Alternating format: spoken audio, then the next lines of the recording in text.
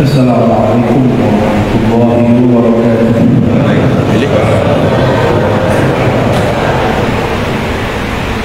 Alhamdulillah rabbil alamin. Nahmaduhu wa nasta'inuhu wa nastaghfiruh. Wa na'udzu billahi min shururi anfusina wa min sayyiati a'malina. Man yahdihillahu fala mudilla lahu wa man yudlilhu fala hadiya lahu. Amma ba'du.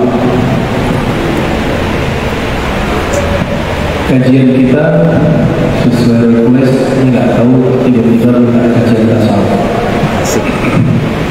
Kalau mau nanti pakai kitab, tapi sekarang kita pengantar. Banyak orang mengatakan tasawuf. Emang Nabi bertasawuf? Ditanya balik, emang Nabi berfikih? Emang Nabi berhadis? Emang Nabi baca Sahih Bukhari? Jadi kalau orang bilang Nabi nggak ada tuh tarekat-tarekat, sama Nabi juga ada tuh ikut baca Sahih Bukhari. Ada nggak Nabi ikut kajian Sahih Bukhari? Belum lahir, pinter. Seperti suksesnya di YouTube-nya. Jadi kadang-kadang orang ingin membantah tapi konyol. Membantah itu dengan ilmu. Kita senang Pak dibantah. Senang, saya gila kalau ada orang membantah, tapi pakai ilmu. Benar-benar gila saya kalau ada orang membantah. Berarti dia merhatiin kita ngajar apa. Tapi kalau banyak emang Nabi bertarekat, emang Nabi bermazhab, emang Nabi baca kitab Dalail, ya, emang Nabi baca Ma'asurat, emang Nabi baca Ratibul Adab. Pertanyaan-pertanyaan yang konyol ini muncul daripada kejahilan. Ada apa yang disebut dengan tarikh al-ilm, sejarah ilmu pengetahuan. Bahwa ilmu berkembang. Ilmu berkembang.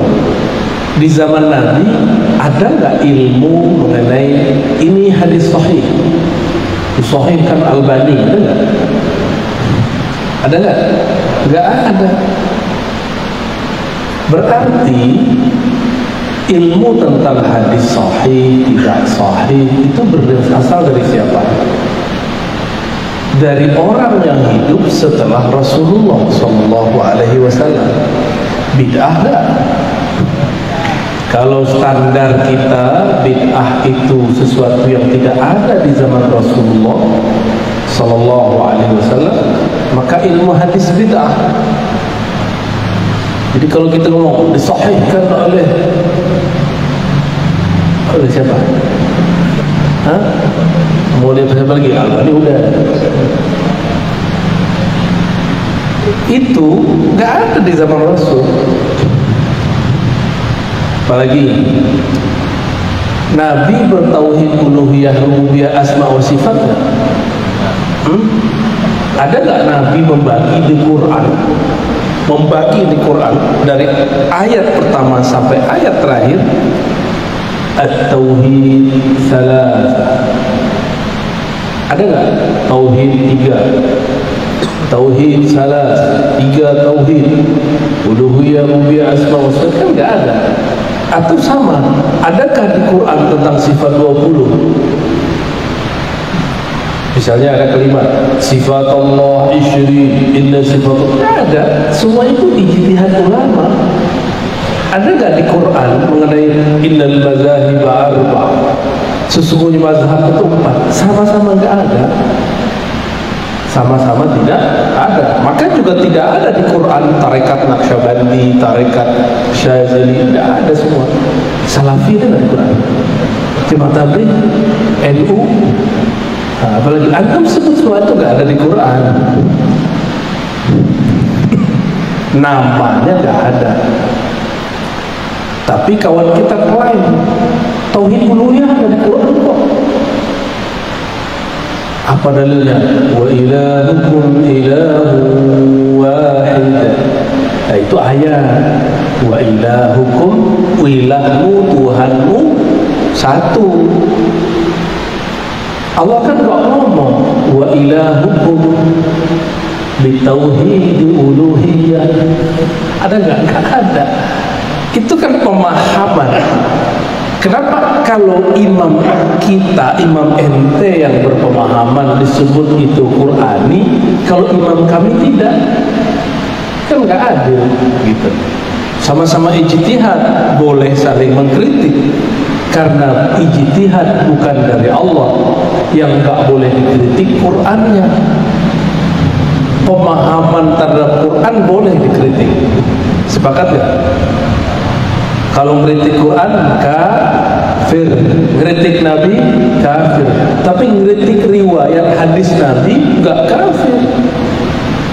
Imam Bukhari itu pengkritik riwayat hadis Nabi, bukan pengkritik hadis Nabi.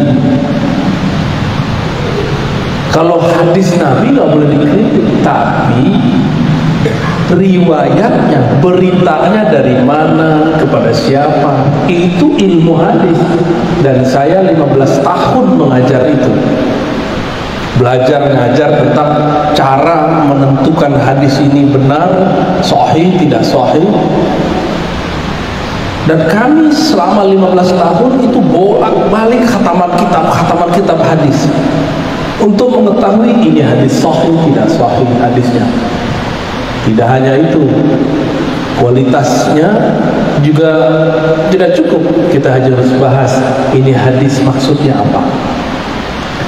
Ketika kami membahas ini hadis maksudnya apa, tidak cukup dengan mengetahui kualitas. Kalau hadis yang berkaitan dengan fikih, kami harus meminjam ilmu fikih. Ilmu fikih lewat mazhab, ya. Dan tidak ada namanya mazhab fikih ahli hadis, itu nggak ada. Ahli hadis tidak punya mazhab fikih. Ahli hadis punya mazhab mensahihkan hadis atau mendhaifkan hadis. Maka jangan diadu antara ahli fikih dengan ahli hadis. Jika ahli hadisnya mengerti fikih, maka dia disebut fuqaha. Siapa itu? Imam Abu Hanifah, Imam Malik, Imam Syafi'i, Imam Ahmad bin Hanbali. Mereka itu ahli hadis, mengerti fikih.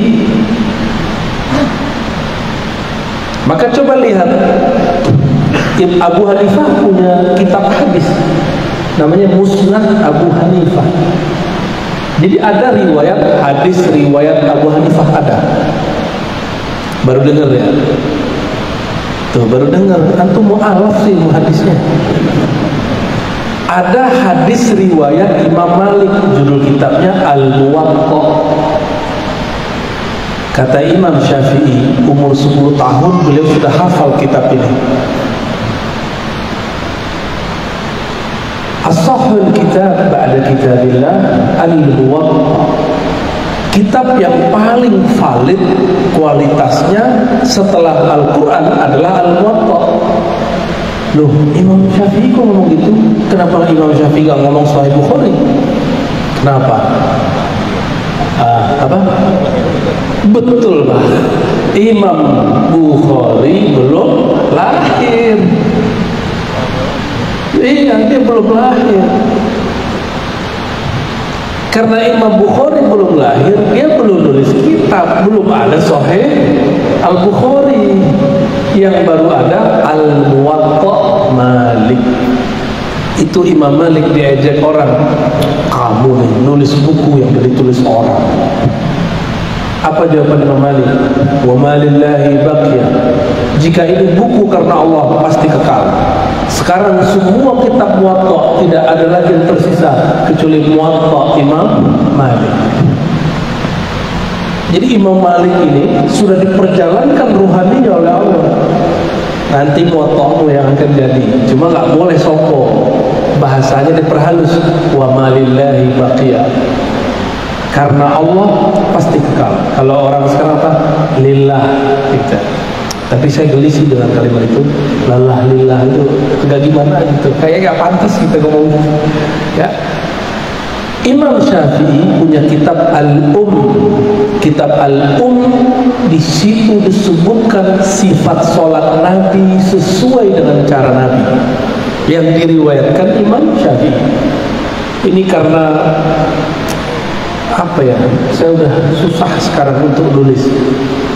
Karena baru duduk jalan lagi,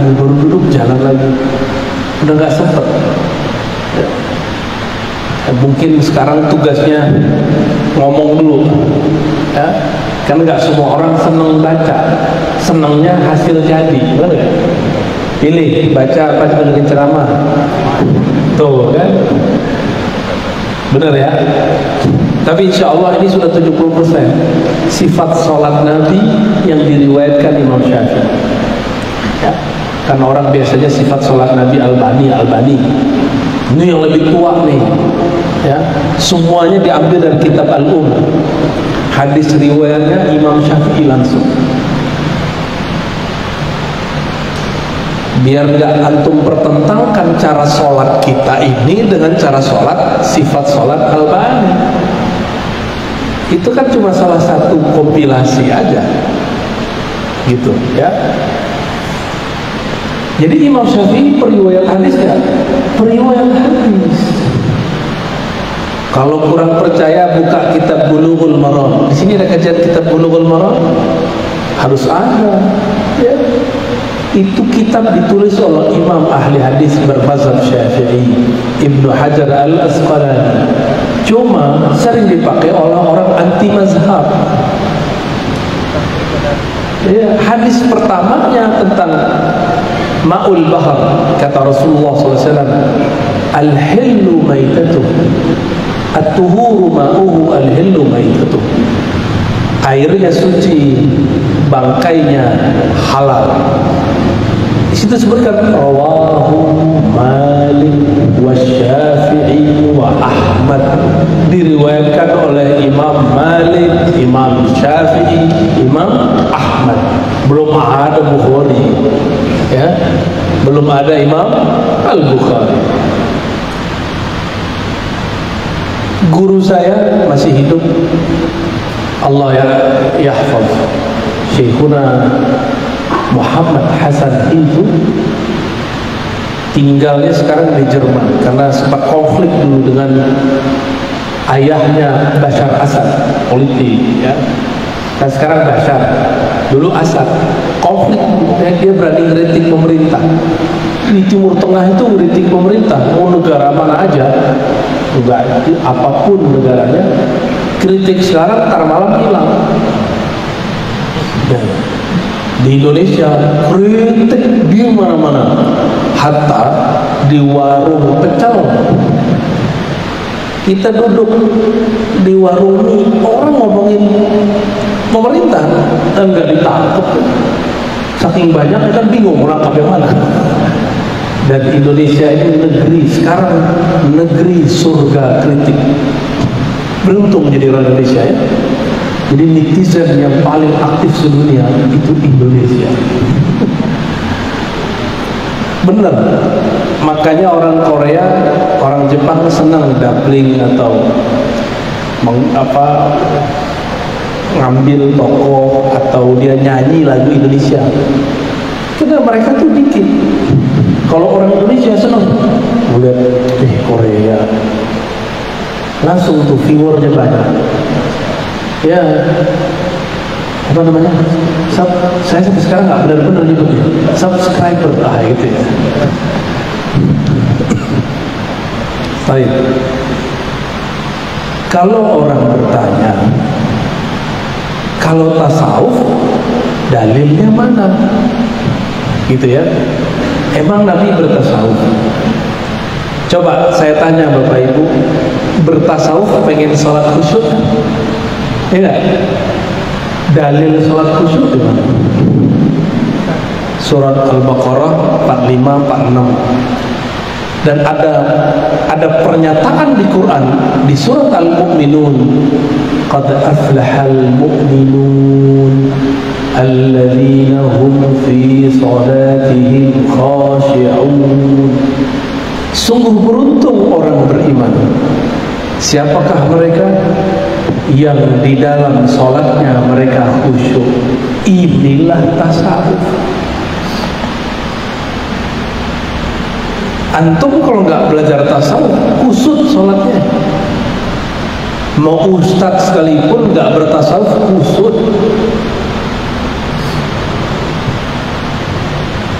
Kiai, saya udah banyak berguru ke banyak orang, Arabi, Ajami, Indonesia, Hindi, banyak saya berguru. Itu nggak banyak yang khusyuk. Sholat kok matanya kemana-mana. Itu orang Arab kita. Allah Akbar. Bismillahirrahmanirrahim. Alhamdulillahirrahmanirrahim. Maliki yaumiddin. Ya Rabbi ya nasta'in. Matanya kemana-mana. Kalau nggak sibuk sama ini. Beda dengan Abu Bakar As-Siddiq radhiyallahu ta'ala anhu. Takbir, badannya bergetar. Allah. Antum kalau ngeliat Abu Bakar Siddiq sholat, getar semua. Nggak ada yang sanggup. Makanya saya nggak berani ngimamin sering-sering di luar, Pak. Sesekali aja. Kadang dijebak sama imamnya. Kayak tadi pagi, subuh. Ustaz, ada satu permintaan. Tolong imamin saya ya. Lah imamnya ngomong begitu gimana? Daripada debat orang berkomat. Ya, ntar jadi terganggu sholat kita. Ya sudah, saya maju.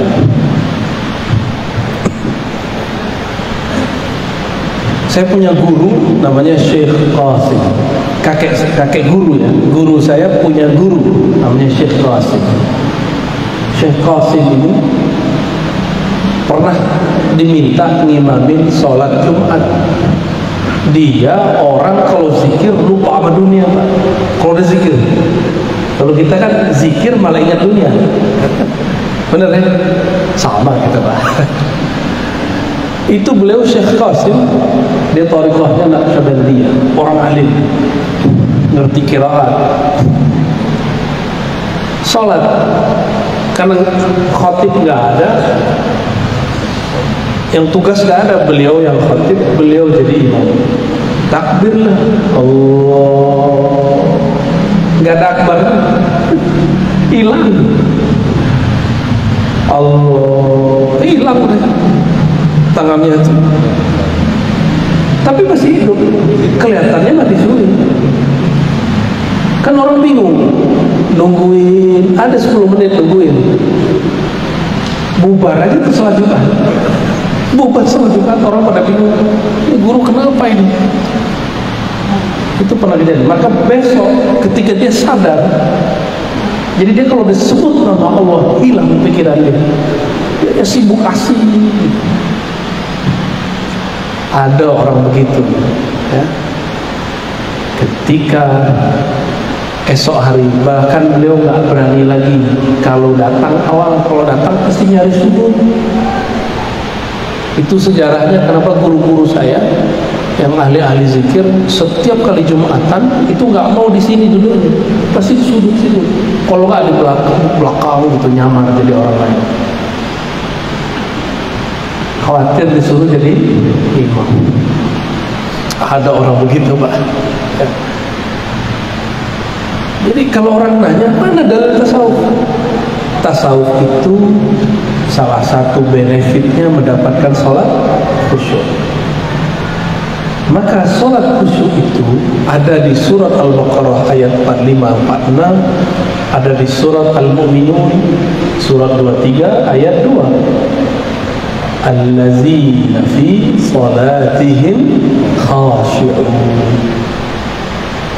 Tasawuf itu mengurangi orang dari senda gurau.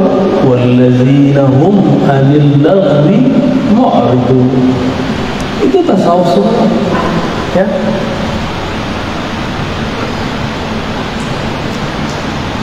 Baru setelah itu ilmu fikih.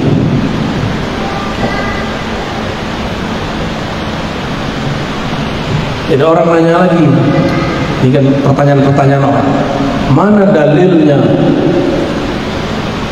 zikir Allah? Bapak apal kulhu nggak? Apal kulhu? Ayo dibaca dong. Bismillahirrahmanirrahim. Qul huwallahu ahad. Qul, katakan hai Muhammad, huwa, dialah Allah. Inilah dalil zikir huwallah, huwallah, huwallah. Kan perintah. Katakan hai Muhammad, huwallah. Oleh ahli tafsir, huwa itu ditafsir. Huwa itu bisa ditafsir satu jilid, Pak. Lafaz Allah, Masya Allah, semua nama ada di situ. Ada di alif, lam, ha. Alif itu dijelaskan rahasia alif. Nggak ada toh yang sia-sia. Yang kalimat paling sempurna itu cuma lafaz Allah. Kalau Ar-Rahman, coba Bapak buang Rahman, rohnya dibuang. Ha mim nun. Apa artinya? Latif, lamnya buang. Tif. Apalagi? Wadud, wawunya dibuang. Dud. Kan nggak seru, Pak. Nggak jelas. Tapi kalau lafaz ini Allah, alif, itu kesempurnaan nama, keesaan nama. Lam itu lam jalaliyah, keperkasaan, kemuliaan, kewibawaan nama. Lam kedua jamaliyah, keindahan nama. Kalau kita buang alifnya lillah, buangnya alifnya lahu, itu lam ada maknanya sendiri. Apa beda lillah dengan lahu? Ada. Kalau saya bilang ini milikku, lillah, ini milik Allah, itu ketegasan itu. Lahu itu kelembutan. Lamnya buang semua, sisa hu. Ternyata huwa, waw itu waw zaidah namanya, waw tambah, atau waw, ada juga menyebut waw wisol, waw ittisal, istilah ahlu bahasa. Jadi asalnya tuh hu. Dari mana dalilnya? Itu lahu ma fis samawati wal ardh. Lahu, hu, baginya. Maka hu itu nama Allah. Jadi jangan heran kalau Bapak ini buka YouTube, ada orang zikir hu, itu bukan lagi ngusir jin, itu hu, bukan. Emang mereka sedang mengurai itu satu-satu. Bagi mereka satu kata, satu huruf di Quran berharga. Kalau bagi kita kan enggak. Ya, bagi mereka jangankan satu ayat, jangankan satu kata, itu kata dipretelin semuanya bermakna. Ini bagi ahli tasawuf. Maka orang tasawuf itu orang-orang yang rigid, dia detail membaca sesuatu.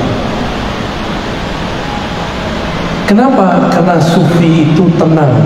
Orang kalau tenang, pembacaannya detail.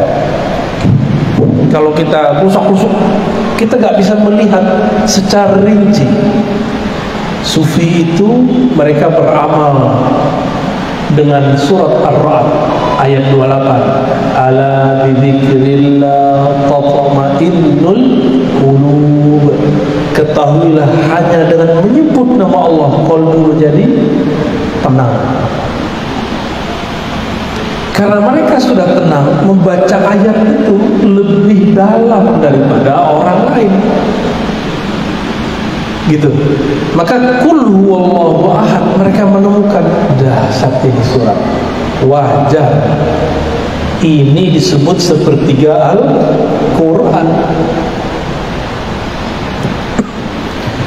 Wajar kalau ada sahabat hobi baca surat Al-Ikhlas, dia dicintai oleh Allah Subhanahu wa ta'ala. Ada orang yang sakti di TV ketemu saya, yang dia nggak ngomong-ngomong, itu zikirnya pakai hu Allah, hu Allah, Allahu, hu Allah, Allah. Saya tanya, dapat dari mana Ki? Dari babe. Lah itu ngomong. Ternyata dia mengislamkan dukun-dukun, orang-orang sakti lewat cara itu. Baru kaget saya. Jadi dia ini gak semata-mata nyari fulus, tapi juga mengislamkan orang dengan cara itu. Jadi ada orang nantang, kalau kamu bisa mengalahkan saya masuk Islam. Dijabahin sama dia, karena dia pegang kul huwallah, cuma huwallah yang dia pegang. Selesai semua urusannya. Kita udah baca kulhu berkali-kali, ditiup-tiup nggak jadi-jadi, kesurupan nggak sembuh-sembuh, karena nggak tahu tekniknya, baru tahu membacanya. Benar? Mereka ini tahu tekniknya dan mereka nyamar jadi tentara, nyamar jadi polisi, nyamar jadi ustadz, nyamar jadi pemabuk, nyamar itu. Padahal nggak mabuk, yang diminum air aqua. Nyamar masuk kemana, nyamar aja. Semua kita kan nyamar. Ini kan lagi nyamar jadi orang soleh kan. Di rumah belum tentu begini. Iya benar. Iya, kita ini sedang menyamar semua. Yang tahu hakikat kita Allah. Sufi itu dia merasa kolbunya diperhatikan Allah. Itu sebabnya dia nggak perlu dipuji orang, dia cukup merasa diperhatikan Allah.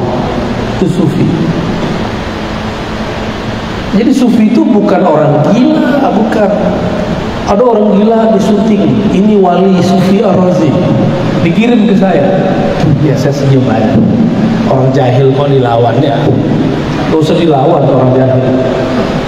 Dia nggak dengerin kajian kita, cuma dengerin potongan-potongan video atau dengerin ustadz dia. Itu walinya orang gila. Emang pernah saya bilang orang gila wali? Ternyata dia mengklaim ada seseorang yang menurut saya wali itu gila. Maka dia kemudian tuduh wali Sufi Ar-Razi. Ya, itu Wan Sefer. Ya. Bagi dia Wan Sefer gila, bagi saya enggak. Bagi saya beliau itu tabib, wali tabib, wali yang apa yang dikasih dia jadi obat. Dulu kan saya anti begituan Bang, nggak percaya, kualat bener. Dulu ini suara serak terus, sakit. Tiba-tiba jam 3 malam habis selesai pengajian hikam di Tangerang Selatan, beliau datang pakai mobil muridnya, mobil Pajero keren sekali. Banyak orang salaman. Saya salim mah. Itu sekali doang saya ketemu beliau. Salim. Terus tiba-tiba dia ambil itu sirih. Nggak jelas itu ngomong apa sih, nggak ngerti. Yang ngerti cuma yang di samping dia itu kawan sahabat saya namanya Razi juga, Habib Razi, suaranya bagus. Sejak saat itu nggak pernah lagi diserat. Kalau serat antam pakai sirih selesai. Ar-Razi yang kata orang sekolah sampai S3, yang ngasih obat seratnya orang yang ente sebut gila. Yang gila ente apa dia? Hah? Jadi orang-orang ini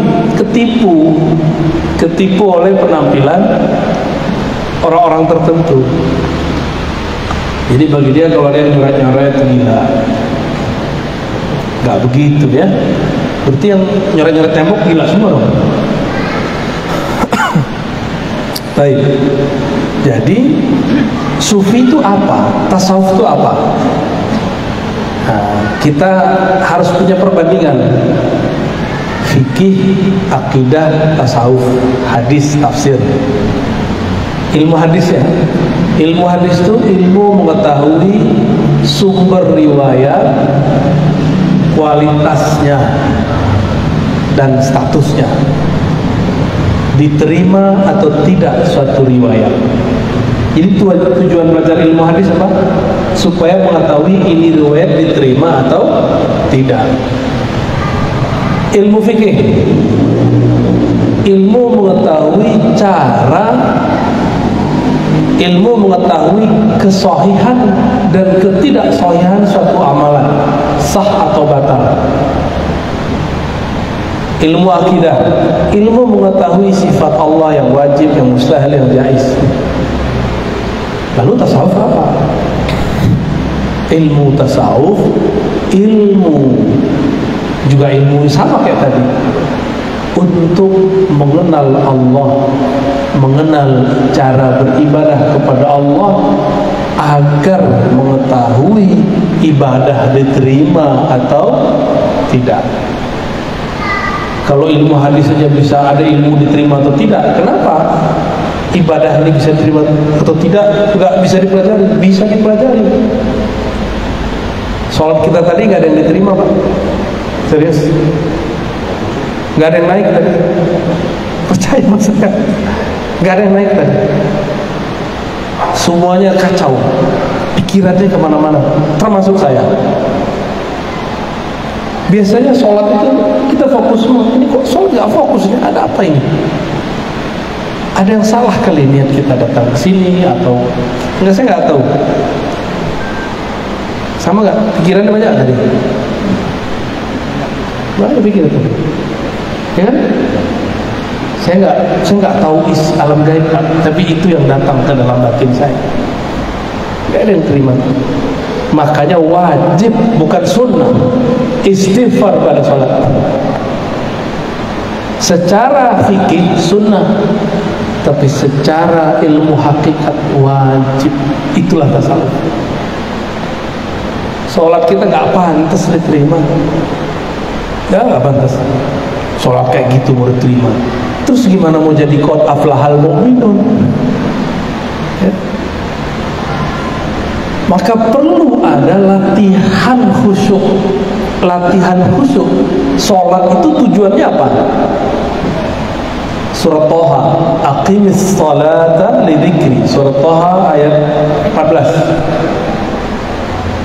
Dirikanlah sholat untuk mengingatku. Maka supaya sholatnya beres, latihan zikrullah. Latihan zikrullah sama dengan orang latihan tahfiz, sama dengan orang latihan panah. Sebelum memanahnya bagus, maka panahnya berkali-kali. Orang kalau mau bentuk tubuh yang bagus, dia latihan ngangkat berat. Ada angkanya nggak? Bid'ah nggak tuh? Rasulullah nggak pernah ngajarin. Mana? Kan di hadis cuma dikatakan memanah, caranya kan nggak diajarkan. Antum memanah dengan cara begitu kan bid'ah itu. Nggak ada di zaman Rasul perintah-perintah begitu. Kita kerjain. Untuk apa kita buat metodologi? Untuk mencapai tujuan. Maka kita berlatih untuk mencapai tujuan. Itulah sebabnya kenapa di dalam tasawuf yang dilatihkan zikrullah. Zikir sekian, zikir sekian.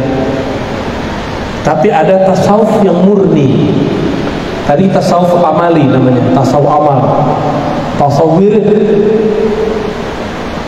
Ada tasawuf murni, itu tasawuf yang isinya ma'rifatullah, ngaji tentang Allah.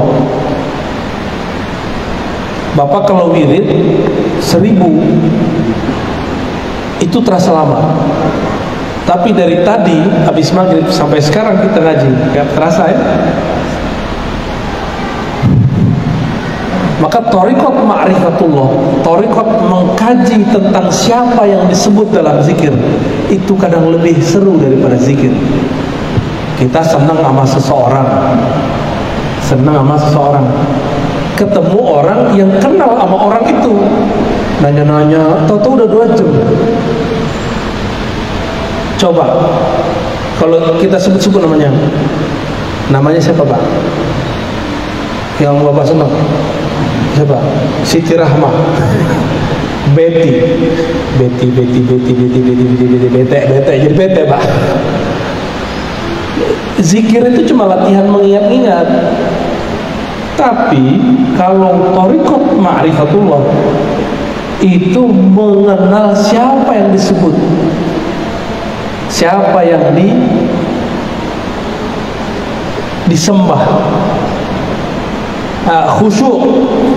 Khusyuk itu akan muncul kalau kita kenal siapa yang kita sembah, bukan hanya sekedar banyak menyebut namanya. Maka khusyuk ini dibagi dua, ada khusyuk qalbiyah, ada khusyuk ruhiyah. Ini di batin. Kalau dalam alam zahir ada dua, khusyuk akal, khusyuk jasad, nafsiyah. Khusyuk akal ngerti yang dibaca. Ngerti nggak tadi dibaca apa? Gak kan? Sadar nggak ayat yang dibaca itu apa? Kan nggak. Berarti akalnya udah nggak khusyuk. Jasad, badan main-main, gerak-gerak. Mungkin badannya sih khusyuk ya. Kolbunya merasa ditatap Allah nggak? Yang tadi sholat maghrib sama kita, kolbunya merasa ditatap Allah nggak? Enggak ya? Gimana mau diterima? Terasa itu, Pak. Jika ada di satu masjid orang kolbunya merasa ditatap oleh Allah, itu nyebar rasanya kepada orang lain. Minimal samping kiri kanan nyebar itu. Minimal kita ikut terbawa syahdunya. Kecuali kolbu kita sudah ternodai dengan noda-noda maksiat, noda-noda kelalaian yang panjang, atau kita syak kepada Allah itu.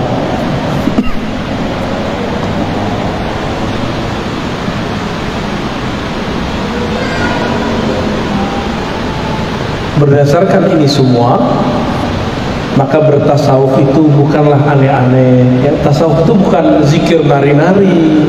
Itu seni orang zikir. Yang zikir bukan itu.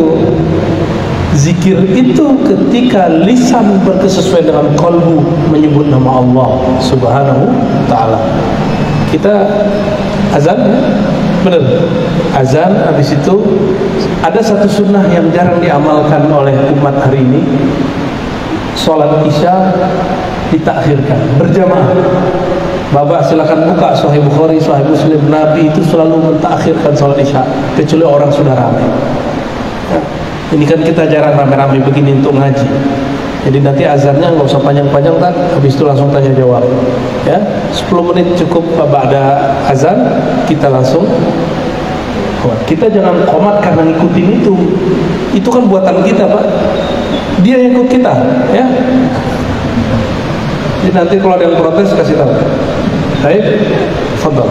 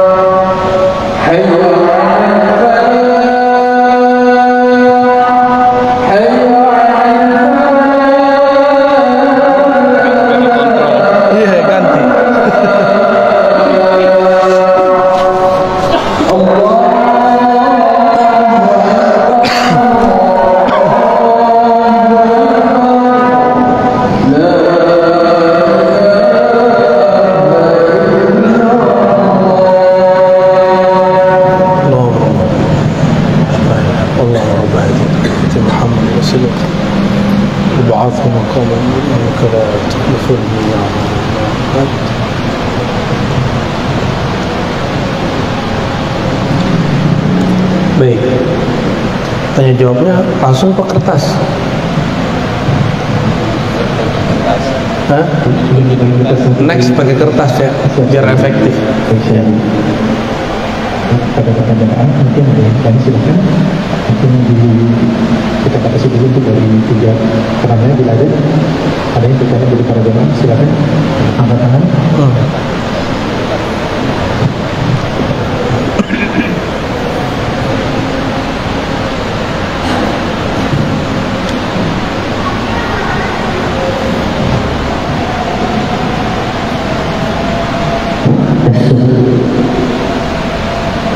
Bismillahirrahmanirrahim. Assalamualaikum warahmatullahi wabarakatuh. Assalamualaikum. Mohon izin Buya mau menyampaikan pertanyaan 2 hal. Pertama, saya Jelani dari Jatisapura Bekasi. Alhamdulillah dengan ridha Allah dengan kawan-kawan dari Bekasi juga bisa hadir di tempat ini. Alhamdulillah. Iya, maaf. Pertanyaan pertama ini berkaitan dengan roh, gitu ya. Saya 2 orang anak saya sudah meninggal, masih belum balik. Pertanyaannya adalah apakah roh seorang anak yang belum balik bisa mengenal orang tua? Baik. Kedua, Buya, mungkin ini bukan pertanyaan tapi mohon ridho dan ikhlasnya Buya untuk mengijazahkan teknik pikir kolbu. Terserah saya salah satu pengikut Buya di YouTube. Torekot YouTube ya. Ya. Dan pada waktu itu ada acara Buya dengan tidak salah di Haji Muhammad Yudan. Ya tidak salah, kemudian Buya mentampilkan teknik pikir kolbu, kemudian Al-Fakir menulis, kemudian mengikuti, namun belum berani untuk mengamalkan. Atau ikut nangis. Ada rasa yang beda, ya. Rasa bergetar, namun tapi belum berani untuk mengamalkan karena belum ada izin dari Buya. Jangankan antum, aneh dikirimin orang nangis lagi. Dikirimin orang foto video istighfar nangis lagi. Mungkin itu ya. Terima kasih. Assalamualaikum warahmatullahi wabarakatuh. Itu bukan saya itu, karena saya nggak begitu orangnya. Jadi ketika saya begitu, namanya isyarat. Jadi orang itu kalau belajar tasawuf ada 2 hal yang terjadi padanya. Pertama disebut makom, yang kedua disebut hal. Makom itu pencapaian rohani, hal itu rasa yang diberi. Itu saya lagi hal namanya. Ya. Ternyata hal itu bisa terekam dalam kekuatan kata-kata. Benar ya? Dalam kata-kata bisa terekam. Dan itu bukan saya, karena kalau saya nggak begitu. Nantilah kalau antum beruntung, jika halnya datang, kita talqin semua. Sekarang rajin-rajin dulu zikir ya Hayyu ya Qayyum 40 ba'da sholat ya, ba'da sholat ya Hayyu itu pembuka otak, pembuka kolbu. Kalau ibarat orang mau bertani, dia gemburkan dulu tanahnya, baru dia tancapkan biji, gitu ya. Yang pertama tadi tentang apakah ruh anak yang belum balik wafat dia kenal ayahnya. Ruh itu ketika meninggal dia kan sudah masuk ke dalam jasad, ya. Maka secara bin jasad, binnya itu tetap ke ayahnya, dan itu dijamin masuk surga semua. Nanti kalau antum tergadai ke neraka, mereka nanti yang minta-minta kepada Allah, ya Allah kami bisa masuk surga kan karena bapakku, karena ibuku. Kalau 2, waduh enak tuh ya, enak tuh. Jangan berharap anaknya kecil dibunuh-bunuh Pak, jangan salah paham ya. Dan Nabi SAW ketika ada seorang ibu nangis anaknya meninggal, ada yang meninggal anak ketiga, apa kata Nabi? Kamu akan dijamin masuk surga dengan ada anaknya. Ada sahabat nanya, bagaimana kalau dua wahai Rasulullah? Iya, sama. Tapi sahabat ini nyesel nanya, kalau atu gimana wahai Rasulullah? Ya, untung dia lupa ya kan, jadi bikin kita penasaran. Apakah dia kenal? Dia nanti dikenalkan. Karena ruh itu ketika dia mati, dia nggak mati. Yang mati cuma jasad, ruh nggak mati. Ruh itu energi. Ternyata ahli kimia, ahli fisika, ahli biologi, ilmu eksak sepakat mengatakan energi tidak pernah habis. Energi itu abadi. Energi itu dalam bahasa agama disebut ruh. Karena ruh itu dia siap berpindah. Dia coba pindah doang nih. Ada yang jadi cahaya. Jangan dikira cahaya begini hilang Pak. Ini berlanjut lagi. Coba lihat, bintang berkedip-kedip nggak? Itu ada yang setelah 1000 tahun baru nyampe di sini. Ada yang 1 tahun baru nyampe di sini. Ada yang 8 menit nyampe di sini. Matahari itu 8 menit nyampe di bumi cahayanya. Jadi energi itu bergerak terus. Jadi apa yang kita lakukan di bumi itu tidak habis, walaupun atau mojok di hotel, mojok di pohon, mojok di mana, korupsi di mana, melakukan yang nggak benar di mana, itu energi jalan terus. Dan Allah punya tentara-tentara, punya karyawan-karyawan langit yang mencatat energi itu. Oh, dia saat ini mengeluarkan energi. Tapi energi paling dahsyat, wala dzikrullahi akbar. Sungguh mengingat Allah itu lebih besar. Jadi insya Allah anaknya kenal. Nanti kan ruhnya dikasih badan lagi. Badan yang bukan badan yang di bumi. Kalau badan di bumi sanggup nggak Pak? Jalan 500.000 tahun, sanggup nggak? Maka tubuh yang Allah kasih nanti itu bukan tubuh ini. Tulang ekornya sama, tapi tubuhnya bukan tubuh ini. Tubuh ini disuruh ke Indomaret aja udah capek. Ya, kayaknya tuh banyak penyakit semua tuh. Gitu ya. Wallahu a'lam bishawab.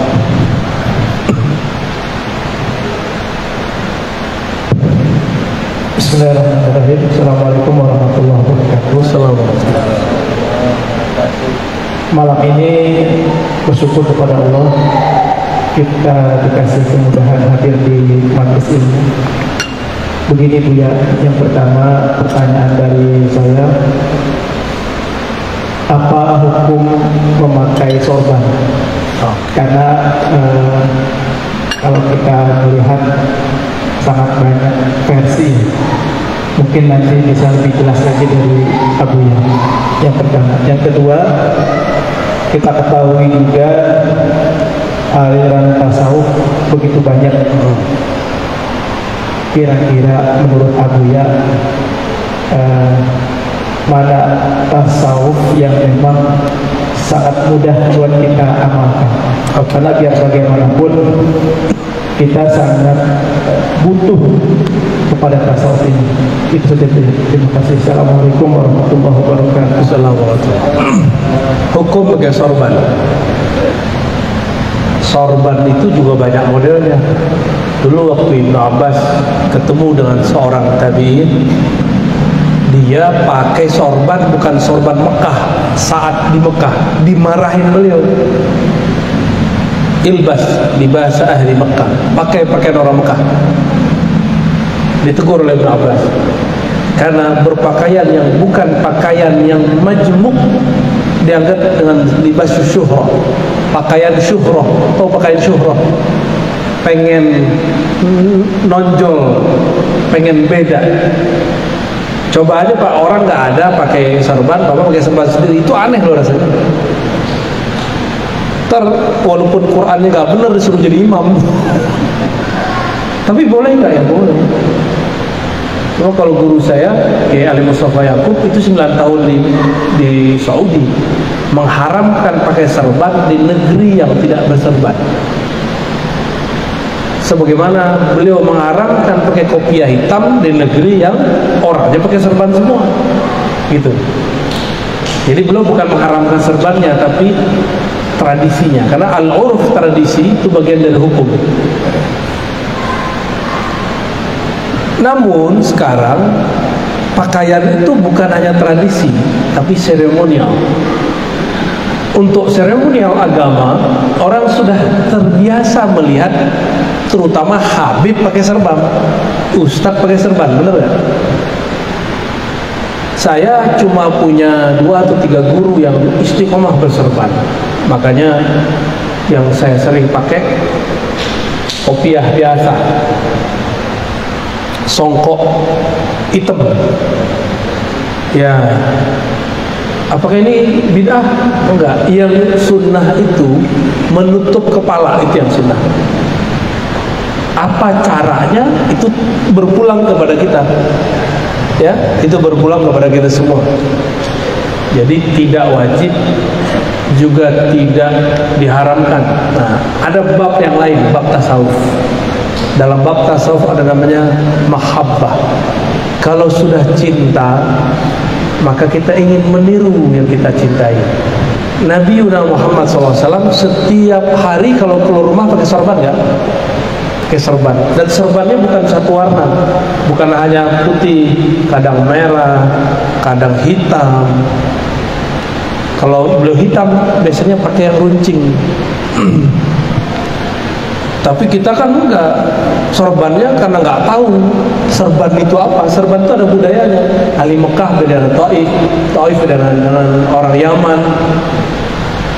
Habibna Umar itu beda dengan Al Habib Adni.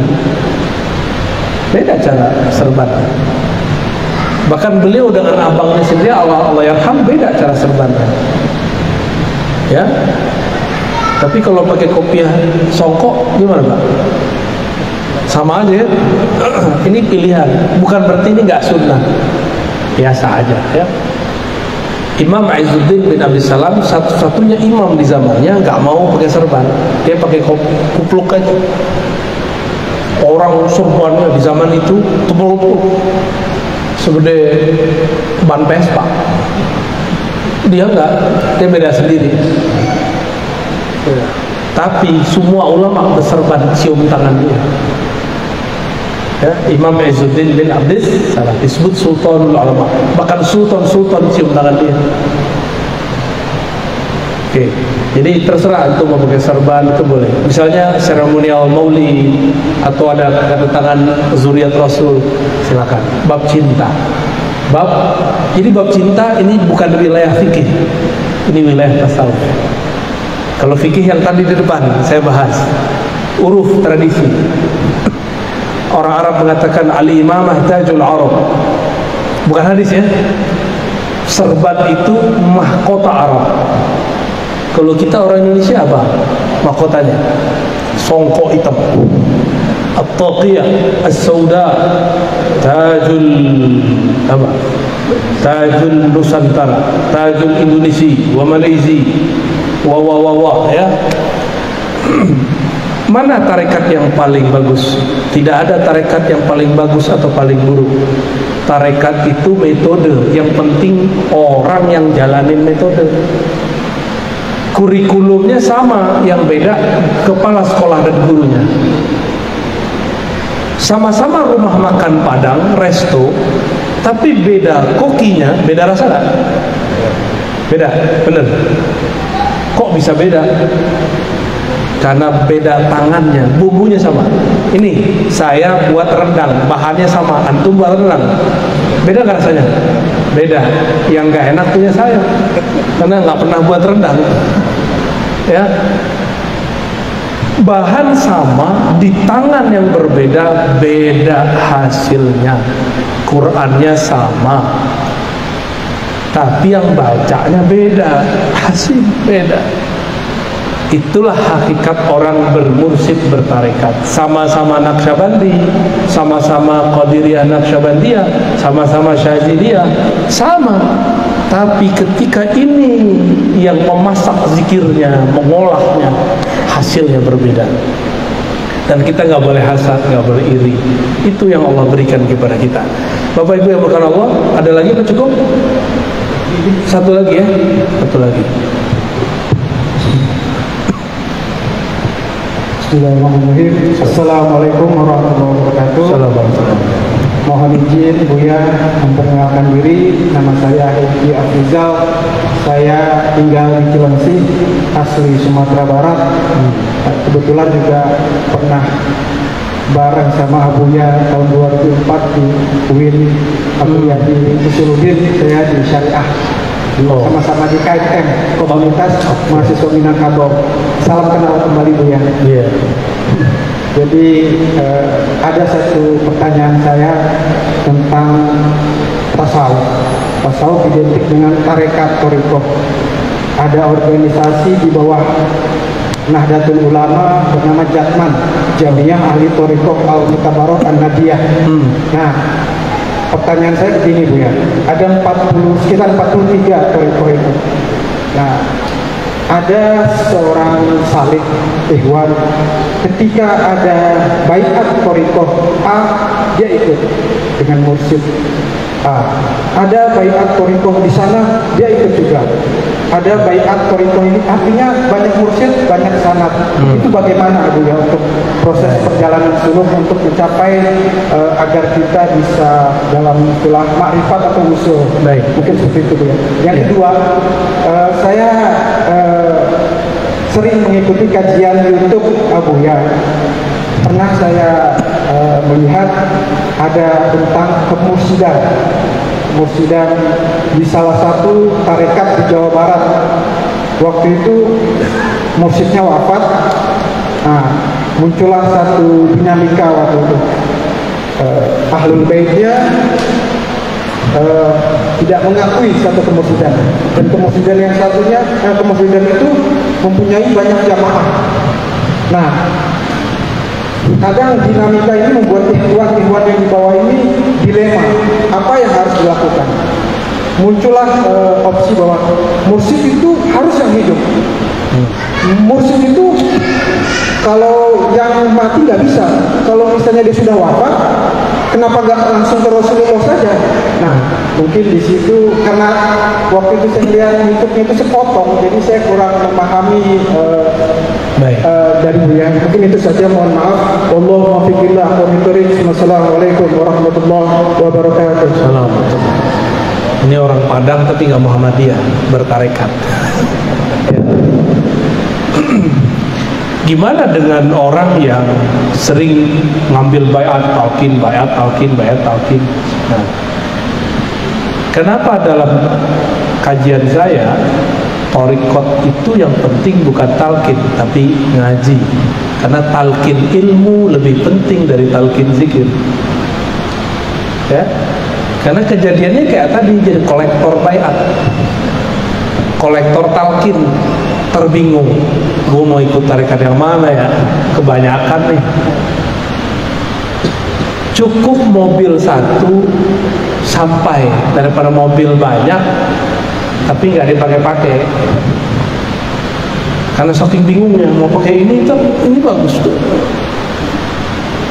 Namun ada yang disebut tabarruk, seperti tabarruk ngambil berkah. Kita cukup bermursyid ke satu orang, tapi bertabarruk kepada ribuan orang boleh. Ngambil berkah, ngambil sanad. Bertabarruk itu tradisi ahli hadis. Karena sufi ini banyak yang ahli hadis, mereka selesai ngaji kepada seorang mursyid, dia minta izin untuk tabarruk muter. Tapi amalan dia yang dia jalani satu orang mursyid. Silakan berbaiat 1000 kali, tapi mursyid cukup satu aja. Setelah mursyid, misalnya kita sudah selesai di kurikulum mursyid, boleh nggak ganti mursyid? Ganti mursyid nggak boleh, tambah mursyid boleh, upgrade mursyid boleh. Kalau ganti mursyid, antum su'ul adab, kurang ajar namanya. Tapi menambah mursyid boleh. Mursyid kan pembimbing, yang sempurna kan cuma Rasulullah. Maka di luar Rasulullah, mursyid tidak ada yang sempurna. Maka mursyid gak boleh larang muridnya. Kalau muridnya sudah cukup pemahamannya, jangan ditahan. Guru nanti jadi hijab. Jadi kebanyakan murid nggak usul-usul, tidak sampai kepada hadirat Allah karena ditahan sama gurunya. Harus dilepas kepada guru yang lain. Siapa tahu nanti beda thariqah, beda mursyid, beda lagi ahwal dan makomnya. Ya, jadi saya mengimbau para praktisi tarekat, para mursyid, wakil talqin, jangan menghijab murid. Jadilah yang membuka jalan untuk murid. Tapi kalau ada nih, ini baru, kita bilang tunggu dulu, taruh waktunya, saya kasih tahu, kamu akan saya lepas. Nah, itu hak seorang mursyid. Sama kayak masuk sekolah, kan ada dari kelas 1 sampai kelas 6, kelas 1 sampai 3, kelas 1 sampai kelas 3, kan begitu. Selesai dulu kelas 3, baru ente pindah. Kalau enggak, di sini dia pindah kelas 2, belum naik kelas pindah lagi. Nggak naik kelas Pak, udah 1000 kali nggak naik kelas, di situ aja. Inilah nasib kolektor talqin tapi nggak punya mursyid. Ya, guru-guru itu pencemburu. Serius wallahi, guru-guru itu pencemburu. Apalagi kalau nafsiyahnya belum selesai, dibakar sedikit dia nanti serang mursyid yang lain. Seperti ustadz-ustadz menyerang ustadz-ustadz yang lain. Padahal sama-sama ahlu sunnah, sama-sama berjuang, cuma karena beda politik serang-serang. Ya. Terus apa tadi yang terakhir?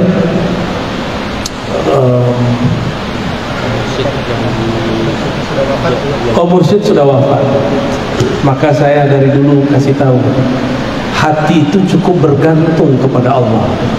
Pada hakikatnya kita berguru kepada Rasulullah, tapi karena Rasulullah kita belum temui, maka bergurulah kepada orang yang bersanad kepada Rasulullah. Tapi ingat, jangan kultuskan guru. Jangan bergantung harapan banyak kepada guru, karena guru itu milik Allah, ajalnya sudah ada. Kalau tiba-tiba sang guru dipanggil Allah, gampang kita. Maka di Quran disebutkan, bertawakkalu 'alal hayyil ladzi la yamut. Kalau engkau mau bertawakal, berserah nasibmu, jiwamu, berserahlah kepada yang maha hidup, tidak pernah mati. Guru mursyid mati, Imam Syafi'i aja mati, Bukhari aja mati, Syaikhul Qadir aja meninggal, Nabi Muhammad pun wafat. Yang tidak mati hanya Allah. Jadi berguru itu adalah adab kita mengambil ilmu kepada Allah. Kalau guru wafat, kita belum matang, carilah guru baru. Tapi kalau antum sudah istiqomah dengan amalan, sudah punya pola hidup disiplin, guru meninggal, nggak perlu cari mursyid lagi. Kecuali ketemu mursyid yang bermakrifat, makrifatnya melebihi zikir-zikir. Orang bermakrifat itu ibarat bulan purnama. Jika dia terbit, maka mursyid-mursyid yang lain akan hilang. Ya, jadi nggak boleh fanatis. Kalau orang fanatis, nanti Imam Mahdi keluar, ente nggak percaya. Jangan fanatis dengan siapapun, hatta mursyid yang sakti. Ya, nanti keluar Imam Mahdi, kita nggak percaya Imam Mahdinya mursyid dia. Nggak begitu, ya. Nggak ada mursyid mengajarkan begitu.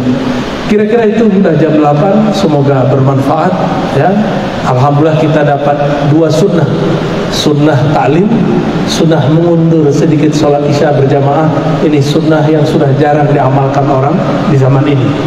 Semoga Allah meridhoi kita yang hadir. Wassalamualaikum warahmatullahi ya karim ya azim. Ya Allah yang maha mendengar seruan kami, sampaikanlah salam kami kepada baginda Nabi Muhammad sallallahu alaihi wasallam. Allahumma salli wa sallim wa barik ala sayyidina Muhammad. Allahumma ya Ghaffar ya Ghafur ighfir lana dzunubana. Ya Allah yang maha pengampun, dosa kami banyak, dosa mata kami banyak, dosa telinga kami banyak, dosa lisan kami banyak, dosa tangan kaki kami, kemaluan kami, perut kami, lisan kami tidak terhitung ya Allah. Namun rahmat dan ampunanmu lebih luas ya Allah. Maka leburkanlah semua dosa kami dalam ampunan dan rahmatmu ya Allah. Ya Allah, solat kami tidak pantas diangkat kepada Engkau. Haji, zakat, umrah, semua zikir kami pun belum pantas disebut sebagai amalan yang ikhlas kepada Engkau. Maka ya Allah, kami tidak pantas masuk surga dengan amal kami. Fa'aghriqna wa aghnidna bi rahmatik. Namun karena rahmat-Mu, Engkau mengatakan kami akan masuk surga juga ya Allah. Dengan ini ya Rabb ya Rahmanir Rahim, bi rahmatika farhamna wa bi rahmatika fa'adkhilna al-jannah. Ya Allah yang Rahman, yang Maha Rahim, yang Maha memiliki rahmat kepada alam semesta. Dengan rahmat Engkau yang luas itu ya Allah, izinkan kami bertemu Rasul-Mu di dalam surga. Izinkan kami memandang kepada Engkau di dalam surga. Ya Allah, ya muqallibal qulub, wahai yang membolak-balik hati kami. Hati kami ya Allah, pagi ini, siang ini, malam ini mungkin menjadi orang soleh, tapi esok pagi belum tentu menjadi orang soleh. Karena Engkaulah yang maha tidak berubah, kami selalu berubah-ubah. Maka jadikan kalbu kami berubah kepada kebaikan ya Allah. Jika kami mengalami goncangan kami mendekatkan kepada Engkau ya Allah. Allahumma wafiqna wa ahlana dzurriyyah lidzul. Allah wafiq wa ahlana li ta'atik. Ya Allah, dekatkan kami, beri ilham kami, bisikkan ke dalam jiwa kami agar selalu mendekatkan diri kepada Engkau. Rabbana atina fid dunya hasanah wa fil akhirati hasanah wa qina adzabannar. Ya Allah yang memiliki kebahagiaan di langit di bumi, di dunia di akhirat, mohon berikan kami bahagia di dunia, bahagia di akhirat. Wassallallahu ala sayyidina Muhammad walhamdulillah rabbil alamin. Mohon maaf salah kurangnya. Assalamualaikum warahmatullahi wabarakatuh.